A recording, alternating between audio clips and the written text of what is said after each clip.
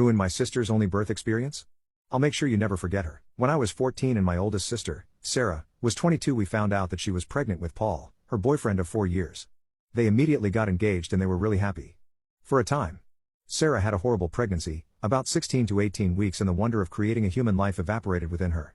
She developed hyperemesis, which if you don't know is really bad morning sickness. She was constantly in pain, she developed gestational diabetes, and just all around hated the experience. Around this time Paul, the then fiancé, started getting sick of the complaining. I believe the argument was, your body is built to do this, it can't be that bad. Sarah was due around Valentine's Day and Paul's parents, Mr. and Mrs. Doe, were very excited, both about the grandkid and the fact that he could be born on a holiday.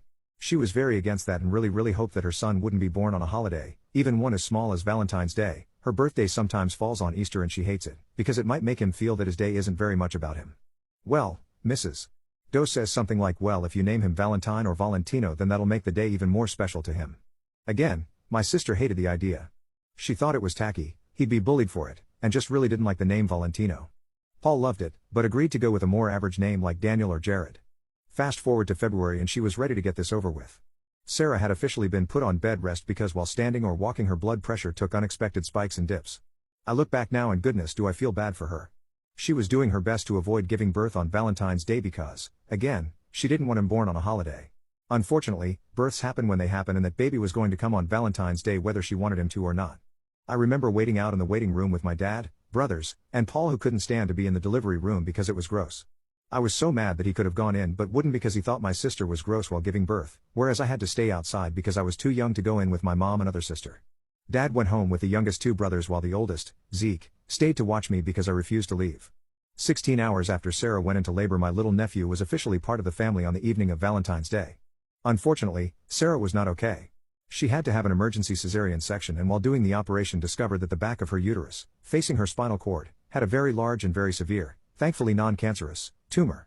When I say large I mean it was twice the size of a standard uterus. The doctors were shocked and didn't understand why nobody had noticed it on an ultrasound. It accounted for her severe back pain and blood pressure issues. The doctors immediately went in for more surgery to remove the tumor, but sadly ended up having to perform a full hysterectomy. This meant that my nephew would be Sarah's only child. Now while Sarah was in for surgery, Paul was taking care of everything baby related to make sure his son was okay.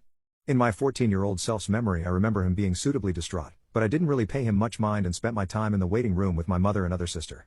Zeke, however, wanted to be a good future brother-in-law and make sure that Paul was okay. He found Paul filling out the baby paperwork on his own, looking, in my brother's words, like he had not a single worry in his mind.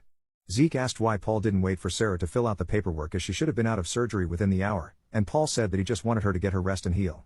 That checked out with Zeke, as he was 16 and didn't know any better at the time. Now I know what you're probably thinking. No, he wouldn't. He knows how much she hates that name. And still, she'd need to sign the paperwork too. My fellow peoples of Reddit, I regret to inform you that Paul forged Sarah's signature on the paperwork and waited until she was out of surgery to hand said paperwork over. My sweet nephew, who was born on Valentine's Day, was named Valentino on his first official birth certificate. I still to this day don't know why Paul and his family were so insistent about the name. He had even picked out a different one with my sister.